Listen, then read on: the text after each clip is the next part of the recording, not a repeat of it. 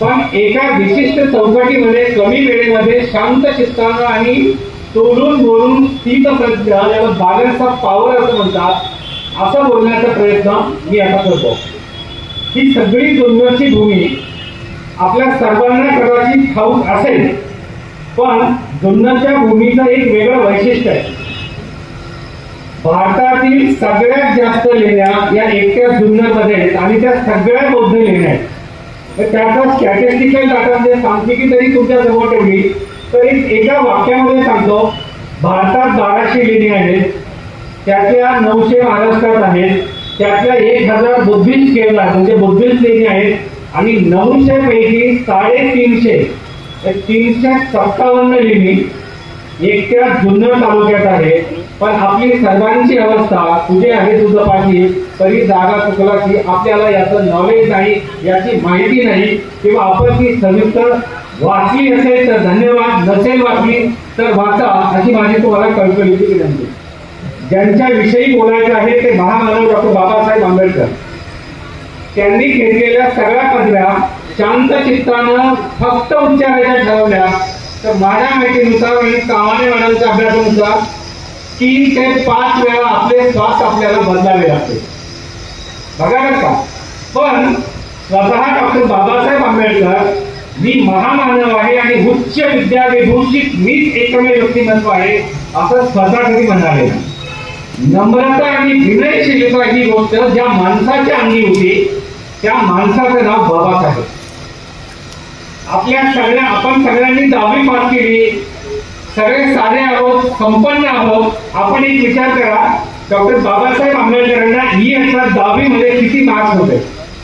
मी ते मार्क्स सांगत नाही, आपण घरी जाऊन त्याचा होमवर्क करा.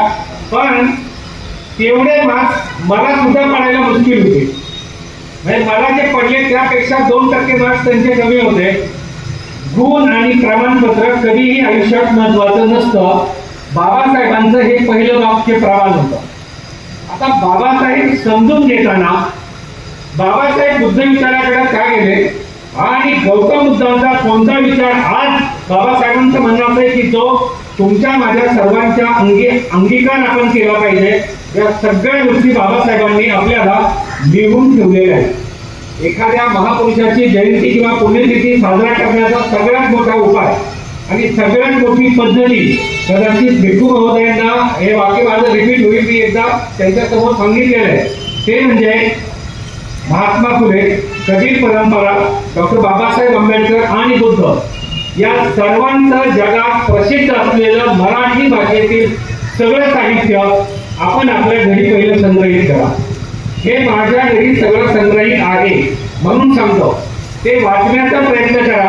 आणि हे सगळं साहित्य घेण्यासाठी किती पैसे लागतील हे देखील सांगतो. आपल्या मुलाचा मोबाईल त्यापेक्षा जास्त किमतीचा आहे.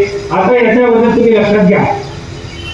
बाबासाहेबांचा जन्म 1891 सालचा आणि महात्मा फुलेंचं निधन 1890 साली झालं. या 2 घटनेवर बंगालमध्ये रवींद्रनाथ टागोरांनी एक कविता लिहिली. आता आपल्याला असं वाटेल की सर तुम्ही भाषण करताना एकदम असं कॉलेज लेवलचं ते सगळं बदलून टाकलं इथं बसल्यानंतर आणि इथं बसून वेगळं भाषण तयार केलं त्या आपल्या सगळी पूजापाठ होईपर्यंत. 1890ला फुले गेले, 1891ला बाबासाहेबांचं आगमन झालं आणि याच कालावधीत फुलेंच्या निधनानंतर बाबासाहेबांचं आगमन होणं याच्यावर बंगालमध्ये रवींद्रनाथ टागोरांनी एक कविता लिहिली आणि त्या कवितेचं नाव आहे बुद्ध धर्माचे पुनरागमन.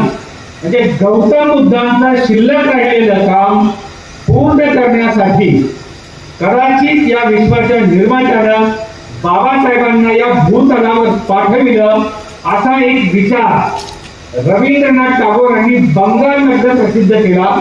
त्यावेळेस त्यांनी 2 कविता लिहिल्या, एक छत्रपती शिवाजी महाराजांच्या विषयीची आणि दुसरी बाबासाहेबांच्या विषयीची. आता पुढचं सांगतो ते फार मजेशीर आहे. या साहित्यकृती ज्या साहित्यामध्ये समाविष्ट होत्या त्या साहित्यकृतीला साहित्याचं नोबेल पारितोषिक मिळालेलं आहे. पण आपण ते नोबेल पारितोषिक पाहत नाही आणि आपण ती मूळ बुद्ध धर्माचं पुनरागमन ही कविता काय आहे आणि बाबासाहेबांना अपेक्षित असलेला बुद्ध धर्म काय आहे या 1-2 गोष्टींकडे आता लक्ष देतो. बाबासाहेब जेव्हा बुद्ध धर्माविषयी बोलतात तेव्हा एक वाक्य बाबासाहेबांनी सांगितलं, ते म्हणजे बुद्ध म्हणजे शांतता, इस्लाम म्हणजे शांतता, ख्रिस्त म्हणजे शांतता आणि हिंदू धर्माची किंवा वैदिक धर्माची अहम धर्माची म्हणजे शांतता. जलविद्युत आणि नद्याजोड प्रकल्पांवर भाष्य करताना बाबासाहेबांनी एक वाक्य वापरलंय, जगातल्या सगळ्या नद्या पाणीच वाहून नेतात, सगळ्या नद्या डोंगराचा दुर्गम पावतात आणि सगळ्या नद्या समुद्राला जाऊन मिळतात. सगळे धर्म ही शांततेचे पुजारी आहे, हिंदू ख्रिश्चन जो कोणता जो असेल तो. पण धर्म आणि धम्म मित्र हो, यात मोठा फरक आहे. धम्म ही जीवन जगण्याची कला आहे आणि धर्म ही जीवन जगण्याची धारण करण्याची एक कला आहे. आता खूप मोठ्या त्याच्या दाटामध्ये जात नाही, पण बाबासाहेब जेव्हा आपण आपल्या चष्म्यातून पाहतो, माझी विनंती आहे की बाबासाहेबांना अपेक्षित काय होतं त्या पद्धतीने आपण बाबासाहेबांना पाहूया. मला बाबासाहेब काय अपेक्षित आहेत या पद्धतीने आपण बाबासाहेबांकडे पाहू नये. म्हणजे बाबासाहेब स्वतः लिहितात, माझी जयंती साजरी करायची असेल तर काय करावं. पहिलं, कोणत्याही महापुरुषाची जयंती वाचून का नाचून हे पहिलं ठरवा. वाचून का नाचून.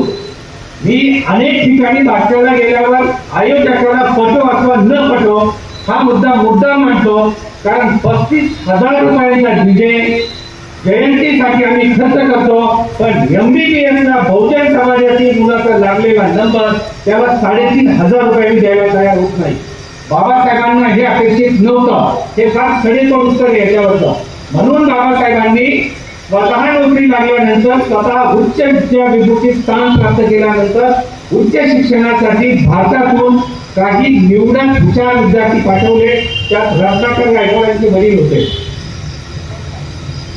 हा विचार आपण प्रत्येकाने केला तर बहुजन समाजातील मुलगा शिकला पाहिजे, म्हणजे तो दुसऱ्याचा शिकेल माझा नाही असा विचार नको, दुसऱ्याचाही शिकला पाहिजे आणि माझाही शिकला पाहिजे या दृष्टिकोनातून बाबासाहेबांना आपण भारताच्या राज्यघटनेचे शिल्पकार असं म्हणतो आणि एका विशिष्ट चौकटीमध्ये थांबून घेतो. मित्र हो, बाबासाहेब केवळ दलितांचे कैवारी नाहीत. बाबासाहेब अमुक एका धर्माचे, पंथाचे, व्यक्तीचे, समाजाचे अजिबात नाहीत.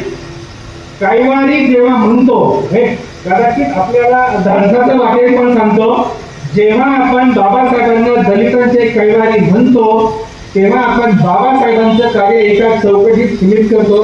कारण कैवारी या शब्दाचा अर्थ काय आहे हे मी भाषणाच्या शेवटच्या ओळीमध्ये सांगतो. म्हणजे कैवारी असणं आणि मूळ असणं यात फरक आहे, हा मुद्दा आहे. आज भारताची संपूर्ण अर्थव्यवस्था कशी असावी याच्याविषयी बाबासाहेबांचं भाष्य 1927 साली केलेलं आहे. आज 1 तासापूर्वी भारताच्या रिझर्व्ह बँकेनं 27 लाख कोटी रुपये भारताच्या केंद्र सरकारला ऋण रूपानं आणि लाभांश रूपानं प्रदान केले. हा विचार 9 एप्रिल 1927 रोजी बाबासाहेबांनी मूकनायक आणि बहिष्कृतच्या अंकात, तेव्हा ज्या वेळी केंद्र सरकारला गरज पडेल मध्यवर्ती सरकारला, तेव्हा भारताच्या मध्यवर्ती बँकेनं ही मदत करावी आणि अशी एक मोठी बँक भारताला आवश्यक आहे. 27 साली मांडलेला बाबासाहेबांचा विचार रिझर्व्ह बँक ऑफ इंडियाच्या रूपानं आज तुमच्या माझ्या समोर आहे. मग बाबासाहेब जर केवळ फक्त दलितांचे पुढारी असते, फक्त ओबीसीचा विचार करणारे असते, तर मला वाटत आहे बाबासाहेबांचा जगभरामध्ये अर्थतज्ञ म्हणून सगळी ख्याती गेली असती. आज आपण बाबासाहेबांना कसं चौकटीत ठेवलं हे पण हा एक मुद्दा सांगतो. विद्यमान राज्यसभेचे सभासद, त्यांची मुदत आता 18 नोव्हेंबर 24 संपेल. त्यांचं नाव आहे अनिल बलोनी. त्यांनी लेख लिहिला बाबासाहेबांच्या वरती. आज आता या घडीला भारताच्या राज्यसभेमध्ये आणि लोकसभेमध्ये दलित समाजाचे 48 आमदार खासदार आहेत, दोन्ही सभागृहांमध्ये. या सगळ्यांच्या पुढे ह्या लेखाचं वाचन झालं तेव्हा आम्ही बाबासाहेबांना काय केलं आणि कसं पाहू नये मर्यादित सत्ता हे पहिल्यांदा त्या माणसानं पटवून दिला. आम्ही बाबासाहेबांचं जन्मस्थान तीर्थक्षेत्र केलं, त्यांचं लंडनचा निवास केला, जिथे दिल्लीत महापरिनिर्वाण झालं ती जागा केली आणि नागपूर आणि मुंबईचा जागा. हे सगळं करताना आज या क्षणाला राज्य आणि केंद्र सरकारच्या मिळून 122 योजना अशा आहेत की ज्यांना बाबासाहेबांचं नाव आहे. आज एकदम लेटेस्ट या कोणत्या 122 योजना कोणत्या समाजासाठी, त्या फक्त बहुजनांसाठी नाही. एवढं सगळं अपेक्षित आहे. आज सगळीकडे असं होतं की लोकशाही आहे, अमुक आहे, लोकशाही तमुक आहे. पण मित्रहो, बाबासाहेबांना अपेक्षित असलेली लोकशाही, बाबासाहेबांना अपेक्षित असलेला समाज कसा हवा होता. बाबासाहेबांचं वाक्य आहे, रक्तपाताशिवाय लोकांच्या आर्थिक सामाजिक जीवनात क्रांतिकारी बदल घडवून आणणारी व्यवस्था म्हणजे बाबासाहेबांनी या देशात घटनेच्या द्वारे निर्माण केलेली लोकशाही. आणि ती यशस्वी करायची असेल तर हवी आहे ती समानता, न्याय, स्वातंत्र्य, समता आणि बंधुता. हा विचार बाबासाहेबांनी मुळात बुद्धांच्या विचारापासून घेतला. पण आम्ही सगळे इतिहासाचे प्राध्यापक, अभ्यासक, वाचक याच्यावरती गुणाकाराची फुली मारतो आणि मग पुढे जातो. कसा मुद्दा असतो बघा. 1789 फ्रान्सची क्रांती झाली, 1789 आणि त्यावेळी आम्ही असं म्हटलं की न्याय, स्वातंत्र्य, समता, बंधुता त्यांनी दिली. पण त्याच्या हजारो वर्ष अगोदर बुद्धांच्या विचारानं न्याय, स्वातंत्र्य, समता, बंधुतेचा विचार आपल्याला दिलेला. असंच आपण जुन्नरच्या भूमीच्या बाबतीत एक वाक्य विसरून गेलो. आपली जुन्नरची भूमी काय आहे? जगातल्या सर्वात जास्त बुद्ध लेण्या हा एकच मुद्दा नाही. आज माय मराठी भाषेला जे उच्च किंवा एक रूप द्यावं, मराठी भाषा मूळ मानावी आणि अभिजात भाषेचा दर्जा द्यावा. हा अभिजात भाषेचा रिपोर्ट वाचला तर त्या रिपोर्टच्या मध्यवर्ती एक जुन्नरच आहे.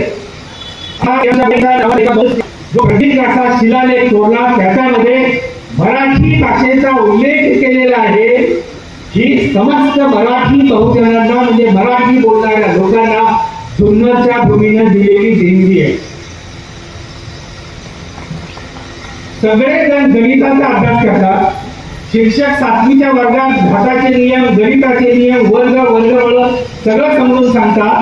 अच्युत गोडबोलेंनी याच्यावर गणिती नावाचा एक मोठा असा ग्रंथ लिहिला.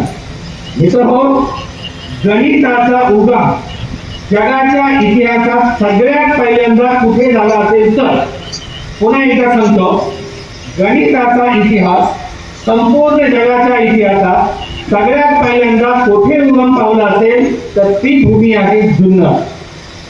नाणे घाटामध्ये 1 या शब्दामध्ये 0 या संख्येपासून 70,000 या संख्येपर्यंत एवढ्या सगळ्या संख्या मोजून लिहिलेल्या आहेत.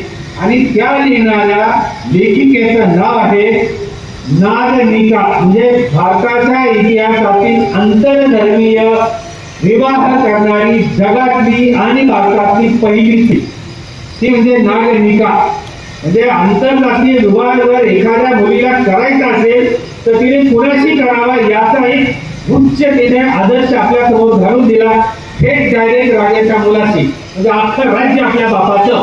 म्हणजे मुलीने मुलगा कसा ठरवावा हे सुद्धा त्यांना पाहायला येईल. असा एक क्रांतिकारी मूलभूत विचार जुन्नरच्या भूमीत दिलेला आहे. आपण सगळेजण वाचतो, आम्ही सगळे वर्गात शिकवतो, पण बाबासाहेब वर्गात शिकवत कसे होते हा एक मुद्दा सांगतो.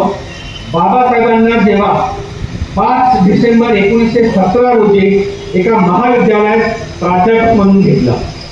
आता त्या प्राध्यापक पदासाठी एकूण 17 अर्ज आले होते. पण ज्या माणसाची जागा होती त्याचं नाव होतं जोशी. त्या जोशी सरांनी या 17 जागांपैकी माणसांपैकी फक्त एकच माणूस या कारणासाठी फक्त पात्र आणि पात्र आहे, त्याचं नाव बाबासाहेब आंबेडकर. आणि याची शिफारस कोलंबिया विद्यापीठात या कॉलेजला पाठवली. ती शिफारस काय होती मूळ 1917 सालची मी सोबत आणलेली आहे, जाताना तुम्हाला दाखवतो. तर तिथे गेल्यानंतर किंवा आपल्याला उद्या शिकवायचं आहे, बाबासाहेबांनी उद्या शिकवायचं म्हणून माझी शिकवण्याची पद्धती आहे ती मी बाबासाहेबांकडूनच घेतलेली आहे. म्हणजे काय शिकवायचं त्याचा कार्ड तयार करतो. आता जे भाषण करायचं त्याच्याशी केलेली कार्ड 50 मिनिटांची की आणखी वेळ आयोजकाचा कमी झाला तर 10 मिनिटात कसं बसवायचं त्याची वेगळी क्लास केलेली आहे. बाबासाहेबांनी 13 वेळा आपलं पहिलं भाषण लिहिलं. 13 वेळा. आपण सगळे शिक्षक बंधू जर इथे असाल तर लक्षात घ्यावा बाबासाहेब काय चीज होते. 14व्या वेळेला त्यांना असं वाटलं की आता मला बोलता येईल चांगलं प्रभुत्वानं. तेव्हा बाबासाहेब वर्गात गेले आणि मग धाड धाड धाड धाड इंग्रजी बोलायला लागले आणि विषय होता रुपया म्हणजे करन्सी ऑफ इंडिया. या एका भाषणाच्या टिपणावर बाबासाहेबांचा एक स्वतंत्र ग्रंथ तयार झालेला आहे. म्हणून एक भाषण असं असावं की ज्या भाषणामध्ये हजारो मुद्दे असे असावेत की जे नव्यानं मांडावेत आणि बीज रूपानं ते उगवून या समोर बसलेल्या सगळ्या प्रेक्षकांच्या मध्ये एक नवा विचार करता आला पाहिजे त्यांना. असं हे भाषण ऐकल्यानंतर त्यांनी सर एक तास सलग एकाने इंग्रजी शब्दाचा न करता सरळ मराठी बोलून दाखवा. आजही माझी या मराठीचे बोल कौतुके अमृताची पैजा जिंके असं म्हणाल्यानंतर तिसरं चौथं वाक्य एकतर हिंदी येतं नाही तर मराठी येतं आणि होते त्यांच्या आपण मी ज्यावेळी झोपायचो तेव्हा बाबासाहेब वाचत असायचे. मी ज्यावेळी उठायचो तेव्हा बाबासाहेब माझ्या अगोदर अर्धा तास वाचत असायचे. बाबासाहेबांचा दिवस कमीत कमी पहाटे 3:15 वाजता सुरू व्हायचा. मी समस्त प्रेक्षकांना सांगू इच्छितो ज्या दिवशी मी बाबासाहेबांचा हा ग्रंथ वाचला हा विचार वाचला ते साल होतं 1994. तेव्हा मी FY विद्यार्थी होतो. अति छोटी नाही पण तेव्हापासून मोदीजी मी पहाटे 3:15 वाजता 94 सालापासून आज चालू आहे. बाबासाहेबांच्या एका वाक्याच्या खातर आठवड्याचे 5 दिवस उठतो आणि अभ्यास करतो. बाबासाहेब जगावे ते या पद्धतीनं. बाबासाहेबांचा अभ्यास कसा होता ग्रंथकार सत्याग्रही प्राचीन ते आधुनिक इतिहासच नाही अर्थशास्त्र मानवशास्त्र कपड्याचे शास्त्र एवढा केस कसे असावे माणसाचे माणसाने घर कसं बांधावं वीज कशी असावी आपल्याला सांगू इच्छितो. बाबासाहेबांनी स्वतःच्या घराच्या वास्तूचा आराखडा स्वतः तयार केला होता. स्वतः तयार केला. आर्किटेक्ट इंजिनियर बोलायला नाही एवढा त्याचा अभ्यास केला. एक गोष्ट फक्त राहून गेली की जाता जाता त्यांची की म्हणजे त्यांना संगीत शिकायचं होतं. आता या अगदी मार्गदर्शक म्हणजे शेवटच्या 4 वर्षाच्या आयुष्यात ते उत्तम प्रकारे पक्वास वाद्या असले. एवढंच नव्हे आज या बुद्ध जयंतीच्या दिवशी आपण जी बुद्धं शरणं गच्छामी आणि विपश्यनेला धून वापरतो ही धून स्वतः बाबासाहेबांनी त्यावेळेच्या औरंगाबाद आणि आता नाव उदरलेले संभाजीनगर येथे स्वतः फुलंब्री नावाच्या गावी फुलंब्रीकर या गायिकेकडनं स्वतः जाऊन घेतली आणि जेव्हा ते समाधान झाले त्यांना समाधान की आता ही योग्य आहे तेव्हा बाबासाहेबांनी ती स्वीकार केली. बाबासाहेब आणि लोकमान्य टिळक या दोघांचा एक वैचारिक संघर्ष आपण तयार केला बरं का. हो गांधी आणि आंबेडकर आपण तयार केलं वाचकांनी त्यांचा स्वतःचा नाही. आता कसा नाही आणि कसा आहे हे दोन्ही मुद्दे सांगतो.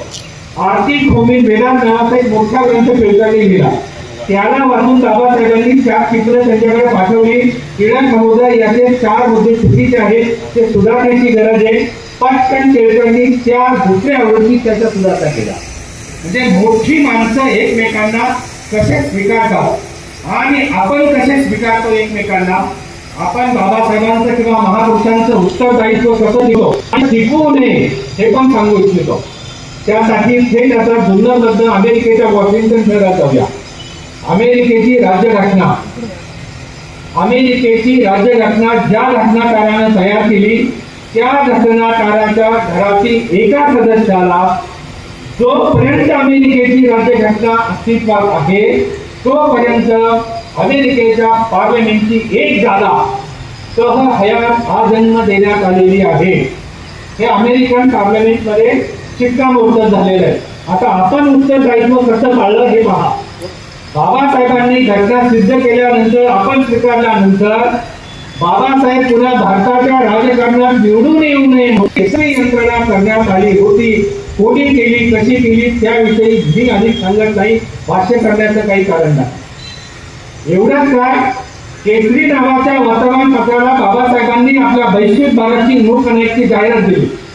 त्या वर्तमानपत्रानं अजिबात छापली नाही, पैसे दिले तरी आभार पैसे परत केले. अहो एवढंच काय, पुणे महानगरपालिकेनं असा एक ठराव पास केला होता की पुणे महानगरपालिके आणि पुणे शहरामध्ये महात्मा फुलेंचा पुतळा उभारू नये. वाक्य आपण बरोबर ऐकलंय. पुणे महानगरपालिकेच्या सर्व सदस्यांनी असा ठराव पास केला की पुण्यामध्ये महात्मा फुलेंचा पुतळा उभारू नये. 1920 सालची ही घटना आहे. म्हणजे एखाद्या महापुरुषाचं उत्तर आपण अशा पद्धतीनं पाळतो. त्या क्षणानंतर पुढे मराठी भाषेमध्ये एक ग्रंथ आला, मराठी पत्रकारितेचा इतिहास, आणि त्या सगळ्या 700 पानाच्या ग्रंथामधनं बाबासाहेबांना पार बाजूला फेकून दिलं. बाबासाहेबांचा एका ओळीने उल्लेख नव्हता. बाबासाहेबांची पत्रकारिता जगात निष्पक्ष पत्रकारिता म्हणून आजही तिचं उदाहरण कोलंबियाच्या लंडन स्कूल ऑफ इकॉनॉमिक्स आणि जर्नलिझमच्या कोणत्याही विद्यापीठात आणि महाविद्यालयात केलं जातं. हे दोघं जण खूप चांगले मित्र होते. टिळकांचा मुलगा आणि बाबासाहेब. भाऊ लोखंडेंचं यावर स्वतंत्र ग्रंथ आहे, त्यावर जा. बाबासाहेब समजावे कसे, पाहावे कसे. गांधींनी बाबासाहेबांना एकदा चर्चेला बोलावलं आणि गांधी म्हणाले, आपण केवळ बहिष्कृतांचे आणि अस्पृश्यांचे पुढारी आहात असं आम्ही मानत नाही. आपण सर्व जर समानतेच्या विचारावर येऊन बोलू. तेव्हा बाबासाहेब गांधींना म्हणाले, गांधी तुम्ही हिंदू धर्माचा नव्यानं अर्थ लावून पाहणाऱ्या सुधारकी विचारधारेचं प्रतिनिधित्व करता, पण तुम्हाला बहुजन समाज कळला का? गांधींना देखील भारतामध्ये एकमेव व्यक्ती अशी होती की ती थेट प्रश्न विचारू शकत होती. आणि त्यावेळी गांधींची पॉवर इतकी होती की ब्रिटिश पार्लमेंटमध्ये संयुक्त 2 पार्लमेंटच्या समोर गांधींचं भाषण असताना 6 वाजून 1 मिनिटांनी प्रार्थनेला बसणारे गांधी संयुक्त भाषण थांबून प्रार्थनेला गेले आणि 4 मिनिटांनंतर पुन्हा भाषण करायला आले. ते म्हणाले, हा ब्रिटिश पार्लमेंटचा अपमान असला तरी तो मी करणार, कारण ती माझी प्रार्थनेची वेळ. पण या गांधींना थेट बोलणारं हे एकमेव भारताचं व्यक्तिमत्व होतं. मतभेद होते पण मनभेद नव्हते आणि व्यक्तिभेद अजिबात नव्हते. ते होते बाबासाहेब. बाबासाहेब म्हणाले, आधुनिकतेची कास धरून पाहणाऱ्या समाज घटकांचं आणि बौद्ध परंपरेचं नेतृत्व करणारा आणि या बौद्ध परंपरेचा विकास करणारा, करू पाहणारा मी एक नेता आहे. आणि 1908 पासून ते 1935 पर्यंतचा बाबासाहेबांचा सगळा प्रवास आता खरा बुद्ध धर्माकडे होऊ लागला. पण आज बौद्ध जयंतीच्या निमित्तानं हे सांगू इच्छितो, बाबासाहेबांनी जेव्हा मॅट्रिकची परीक्षा पास केली तेव्हा कृष्णराव केळुसकरांनी सत्कारामध्ये बाबासाहेबांना एक उत्तर दिलं आणि ते बुद्ध चरित्र होतं. वयाच्या 16व्या वर्षी ज्या माणसाच्या जीवनाला बुद्धांच्या विचाराचा स्पर्श झाला, त्या दिवशी बाबासाहेबांनी एक त्या ग्रंथाचं एक वाक्य वाचलं. बुद्धांचा जन्म झाल्यानंतर बुद्धांनी काय पाहिलं असेल तर लहानपणातच आपल्या मुलांच्या मधला पाण्यावरून झालेला तंटा आणि पाण्यावरून झालेली भांडणं पाहिली. मी पुन्हा आयुष्यामध्ये पाण्यावरून माझ्या भारत देशामध्ये कोणाचाही भांडण होऊन देणार नाही, जलविवाद होऊ देणार नाही, याची शपथ बाबासाहेबांनी 17व्या वर्षी स्वतःच्या मनाची खुंडवार बांधली. पुढे बाबासाहेब म्हणतात, हे सगळं वाचल्यानंतर माझ्या मनात जो विचार आला तो विचार पुढे अनेक वर्ष घोळत होता आणि त्याचं काम करण्यासाठी मी भारतामध्ये जलविद्युत नियोजन आणि जल व्यवस्थापनाचं एक स्वतंत्र शास्त्र तयार केलं.